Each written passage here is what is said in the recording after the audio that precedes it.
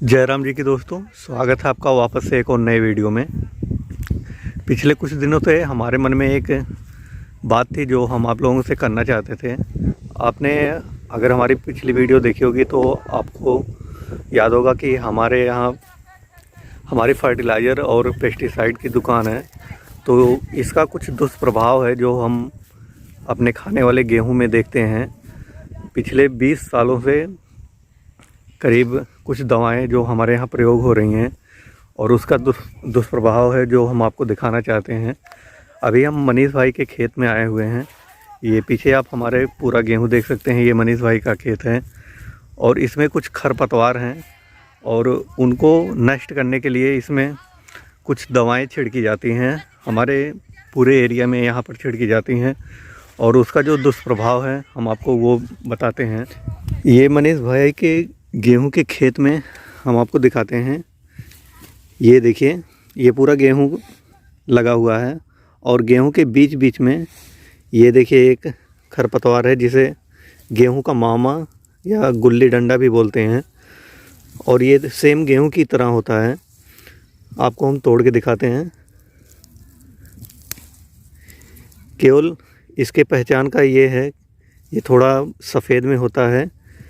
आप देख सकते हैं जो गेहूं है बगल में और ये है तो इसके कलर में थोड़ा डिफरेंस है और इसकी जड़ में थोड़ा लाल लाल है। तो ये गेहूं का मामा है और इसी के साथ साथ में ये बथुआ भी है, ये वाला। ये बथुआ और गेहूं का जो मामा है, इसे नष्ट करने के लिए इस गेहूं में एक सल्फोसल्फ्यूरान दवा आती है, उसका छिड़काव करना होता है और वो करीब पिछले 20 सालों से हमारे यहाँ पर मिल रही है। और उस दवा का दुष्प्रभाव ये है कि ये गेहूं की फसल कटेगी और इसके अगले 6 महीने तक इस खेत में कोई भी फसल नहीं हम ले सकते। सिर्फ खाली रहेगा खेत। अगर कोई फसल इसमें लगाएंगे भी तो भी वो होगा नहीं। जैसे लगाए रहेंगे उतना ही बड़ा रहेगा, वो न बढ़ेगा न घटेगा, कुछ भी नहीं होगा। मतलब साफ है कि इस दवा के छिड़काव से सल्फोसल्फ्यूरान के सिर्फ यही गेहूं की फसल होगी और 6 महीने तक कोई फसल नहीं होगी। नेक्स्ट चल के फिर जुलाई अगस्त में धान की फसल होगी। तो इस दवा का दुष्परिणाम ये है कि इसमें कोई भी फसल नहीं होगी। और ये जब हमारे गेहूं की फसल में डाला जाता है तो 6 महीने तक इस मिट्टी में ये प्रभाव डालता है। तो इससे पैदा होने वाला जो गेहूं है वो हमारे शरीर में जब जाता है, उसकी रोटी हम लोग खाते हैं तो वो भी हमें बहुत ज़्यादा नुकसान करता है। ये तो सल्फोसल्फ्यूरान से सिर्फ गेहूं बचता है और सारे खरपतवार चले जाते हैं। लेकिन एक मेटसल्फ्यूरान करके आती है दवा, सिर्फ 20 ग्राम की पाउच होती है और वो करीब आधे एकड़ से ज़्यादा के खेत में कवर करती है और ये जो बथुआ होता है इसको नष्ट करती है। और उसका भी दुष्परिणाम बिल्कुल सेम इसी तरीके से है। सिर्फ 20 ग्राम की दवा और करीब आधे एकड़ से ज़्यादा के खेत में 6 महीने तक कोई भी फसल नहीं होने देती।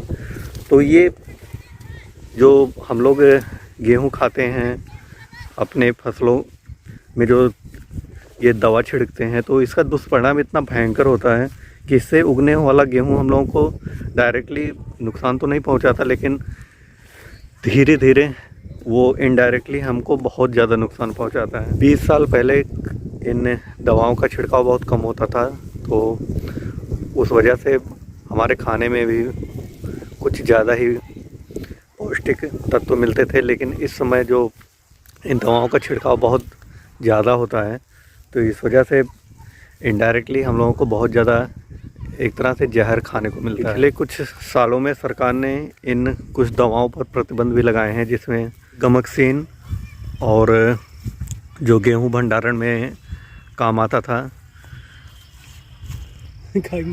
सल्फास, इनमें सरकार द्वारा प्रतिबंध लगाया गया है। और हाँ, एक दवा और है जो खेत में कोई भी फसल हो या खरपतवार हो उनको नष्ट करने के लिए ग्लाइफोसेट 41 SL करके आता है। उसकी वजह से उसका दुष्परिणाम ये होता है कि जैसे इस खेत में छिड़काव हुआ तो इसके सारे खरपतवार तो नष्ट हो जाएंगे, लेकिन उसके बाद जो इसमें फसल उगेगी उसे हम खाएंगे तो फिर लोगों में कैंसर होने का ख़तरा बहुत ज़्यादा हो रहा है। ग्लाइफोसेट करके आती है दवा, वो बहुत ज़्यादा नुकसान करती है और कुछ राज्यों में तो बैन भी हो चुका है उस पर, लेकिन फिर भी चोरी छिपे बिक रही है। जैसे सल्फास भी बैन है, लेकिन वो अलग अलग नामों से आता है, क्विक फास्ट करके या कोई और नाम करके उसे दूसरा फास्ट करके बेच रहे हैं। तो इन दवाओं से बचना चाहिए और ऑर्गेनिक की तरफ ज़्यादा नहीं तो कम से कम अपने खाने भर के लिए ज़रूर ऑर्गेनिक तरीके से उगाना चाहिए। खरपतवार नाशक दवा के दुष्प्रभाव के कारण मनीष भाई इस बार अपने खेत में दवा का छिड़काव नहीं कर रहे हैं, लेकिन मनीष भाई के खेत के ये बगल में ही एक और खेत है, तो इसमें उस दवा का छिड़काव किया गया है। हम आपको दिखाते हैं। ये देखिए, इसमें बहुत ज़्यादा खरपतवार थे तो इन्होंने दवा का छिड़काव किया है। ये वाला गेहूं है जो आपको हरा हरा इसमें दिखाई दे रहा है, वो सारा गेहूं है जो पीला पीला दिखाई दे रहा है। ये देखिए, उस दवा के असर के कारण ये लाल होने लगा है और कुछ दिन में ये सूख जाएगा पूरा। ये वाला है, ये भी है, ये भी है।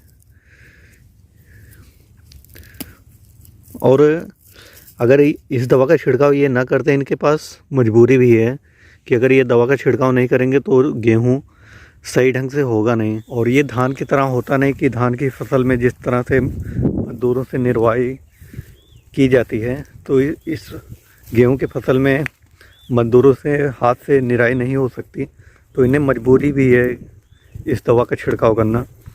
और अब इस खेत में अगली फसल जो होगी, अभी ये जनवरी का महीना चल रहा है, तो अगली फसल जुलाई या फिर अगस्त में लगाएंगे धान की, वही होगी। उसके पहले इसमें कुछ भी नहीं हो सकता। कितना भी खाद डाल लें या कितना भी कोई भी दवा डाल लें, इसमें कोई भी फसल नहीं होगी। तो ये है इस दवा का दुष्परिणाम। और इससे जो गेहूं होगा और उसकी रोटी हम खाएंगे तो हमें भी इनडायरेक्टली बहुत नुकसान करती है। और उसी के परिणाम स्वरूप जो नए नए रोग आए हैं, अब देहात में भी बहुत ज़्यादा चल गए हैं, डायबिटीज़ और हार्ट कैंसर का। तो नए नए रोग लोगों को इन्हीं दवाओं के दुष्प्रभाव से ज़्यादा हो रहे हैं। तो अभी सर्दियों का मौसम बहुत तगड़ा है, यहाँ पर सर्द हवाएं बहुत ज़्यादा चल रही हैं और सुबह सुबह बहुत ज़्यादा सर्दी लगती है, तो कहीं आ जा भी नहीं सकते। अभी दोपहर में धूप निकली है तो थोड़ा खेत की तरफ टहलने के लिए आए हैं और आपको भी दिखाया। तो वीडियो कैसा लगा आप कमेंट सेक्शन में ज़रूर बताइएगा और मिलते हैं फिर किसी और नए वीडियो में। तब तक के लिए जय राम जी की दोस्तों।